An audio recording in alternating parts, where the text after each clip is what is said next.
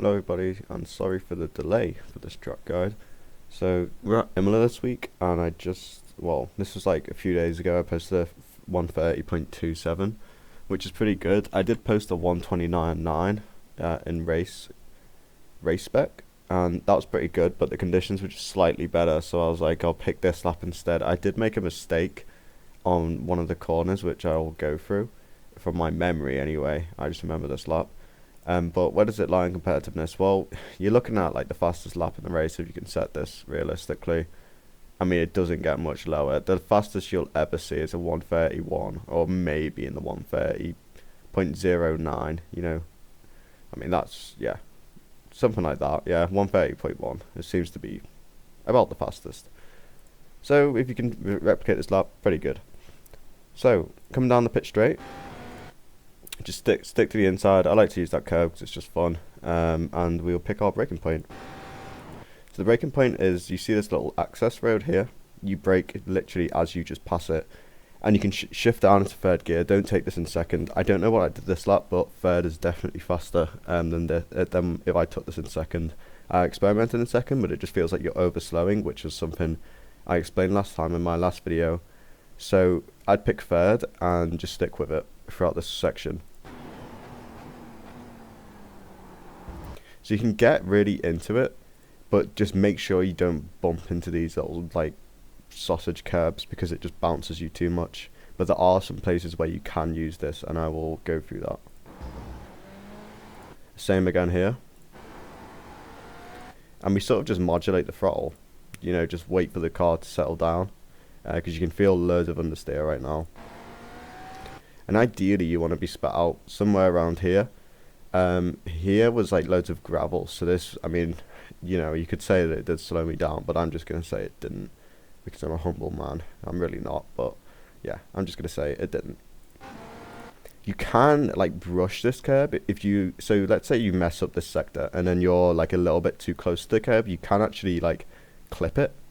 But if you have a good exit and you like position your car well, then just don't use it, because there's no point. Track limits for this corner is, you see, you need your left wheels on this curb. You need to hear it. It's your two wheels as well. It can't be one. Okay, so the next braking zone is right here.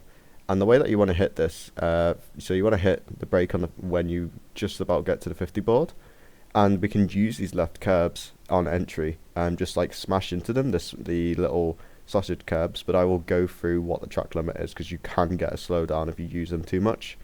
But you can, so you stay in fourth as you pass it, and then you shift down into third for the next right-hander.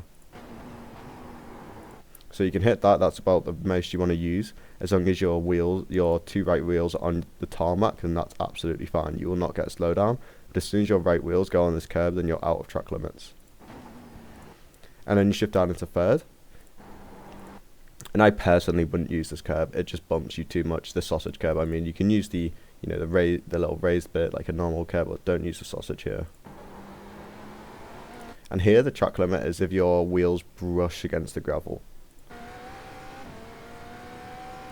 Okay, so here we brake just at the access road, or you can use the 50 board, whichever you prefer.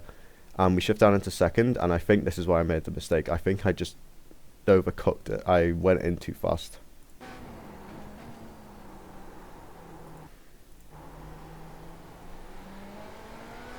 To be fair, it wasn't actually that bad. No, it was actually okay. Yeah, so this is about the line that you want to take. So you want to keep it a little bit wide here, and then just dive in to straighten it out a little bit, and then you can gain a lot of time on exit. This is a really hard corner though, like I won't lie. It's a hard corner because the car feels really unsettled on exit here.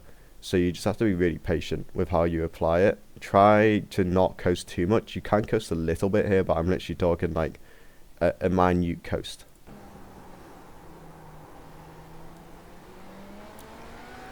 And then for here, you can get on this like Astro patch, and as long as your two wheels are on this line, then that's fine. But you want to avoid getting on this little grass indent thing, because it just has a slight bump in it, and it does slow down the car noticeably. Not very much. We're talking about a few hundredth here, but you know, it's worth to know.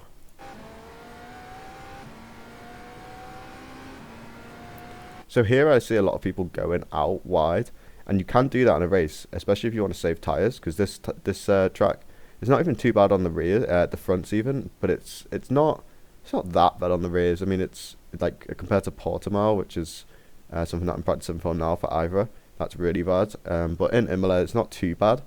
So it just depends what your tyre conditions are like. But yeah, I'd say in a race, go out wide and then cut back in. But on like a fast quali lap, this was done in race fuel, by the way. Just keep to the inside here and just minimise the amount of distance that you're travelling. Here we brake at the 50 board, and the thing that we want to really try and dig in is the brake. We want to rotate as much as possible on the brake here. This is like the most important corner to do it on, just because of how high speed it is, and you get loads of understeer here. So you need to be really rotating the car on the brake, and do not use the steering too much. You need to limit the amount of steering angle that you use. As soon as you use slightly too much here, the car just spits itself out wide. So steering angle is like the crucial point here. So that was fine. We can use this left curb a little bit, and we can get on the grass a tiny bit, but I just tend to just use the curb. I don't really see the point of cutting through the grass, but again, just experiment. And then the track limit here, as long as your two wheels here are on the curb, then you're fine. Okay, this is the most interesting sector, and you need to treat this as one corner. I remember when I was learning this track in Le Mans Ultimate, I used to watch these Traction GG lap guides, and those were always my favourite when I was in ACC back in the day. And he said to treat this in one corner, and I do agree. You treat it as one corner, don't see it as two separate ones, because it's two right-handers, right? So just treat it as one, and it'll sort of click. But I'll get you through it anyway. So we brake once we're in the middle of the track here, and we really smash over this inside curb. Shift down slowly into second. And yeah, what we can do, so a lot of people like turn in too early here and then get sort of stuck. You don't really want to do that. You want to clip it, but you don't want to get stuck on the apex, if that makes sense. You don't want to be stuck, because you'll be spat out to the outside, and that exit curb is pretty bumpy once you exit it, which slows you down a tiny bit. Excuse me. So we could just, if we delay the turn in ever so slightly and just clip it, that seems to be the better line.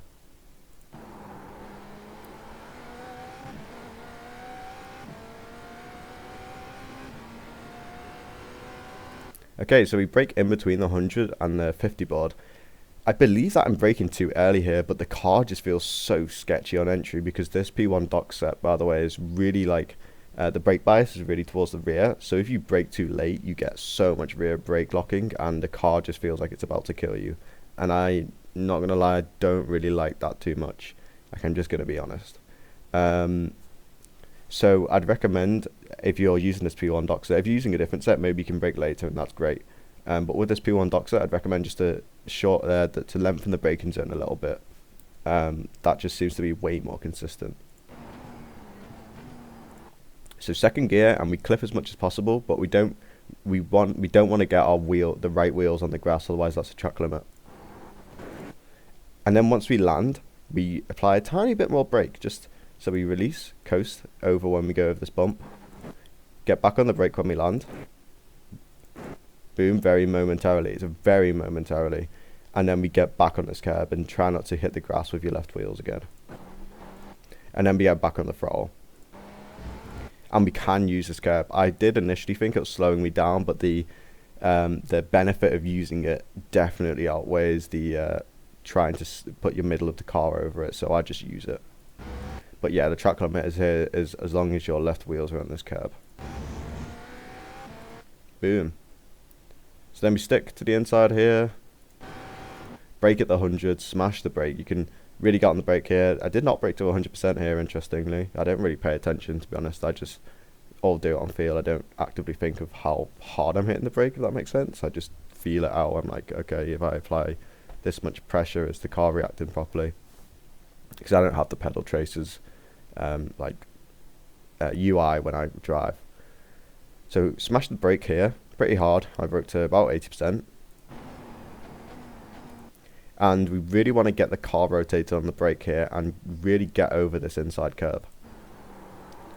So we can get our two wheels on this, you know, the little like tarmac thing on the outside of the curb, like a little net. That's fine. I don't use the grass though. And then get yourself over to the right, and as long as your two wheels are on this curb here, you're in track limit. And I took this in second, but you take it in third. Later on, I was experimenting a bit more, and third gear is definitely faster here. So you just pretend that we're in third gear and just get over this curb as much as possible again. So I didn't really do it, but you should. So that was also a mistake in this lap.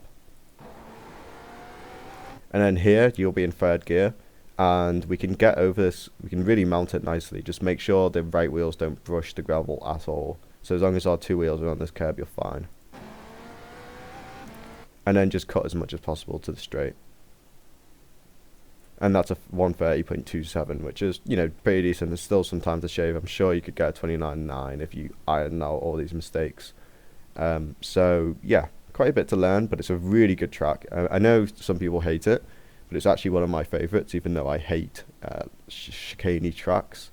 But this one just has a lot of flow in it. I love how the chicanes are pretty high speed and how you can really monster truck a lot of curbs. So I love that dynamic about it. There's some fast corners. You know, the last two complexes are super nice. I really love them. So it's a great track in my opinion, but you know, everyone has their own opinion. But let me play it from start to finish without me talking.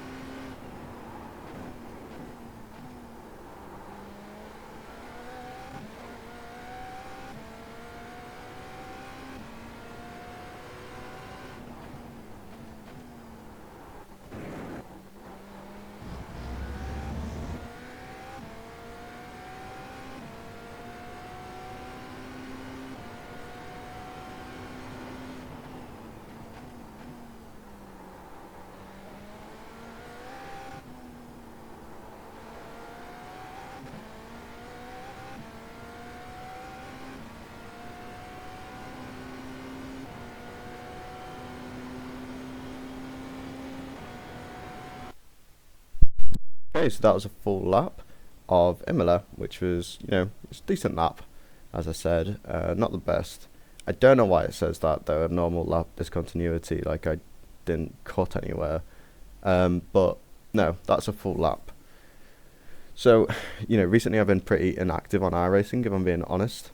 It's just, you know, been busy, other stuff that I'm worrying about, but no, I need to spend more time. I need to connect this Ethernet cable into the PC because I get some horrible latency because this computer's on the other side of the house and it's connected through Wi-Fi, so it's not great, and it's just like I don't really want to be kicked out of a race because that would just hurt me. But no, it's a very good track.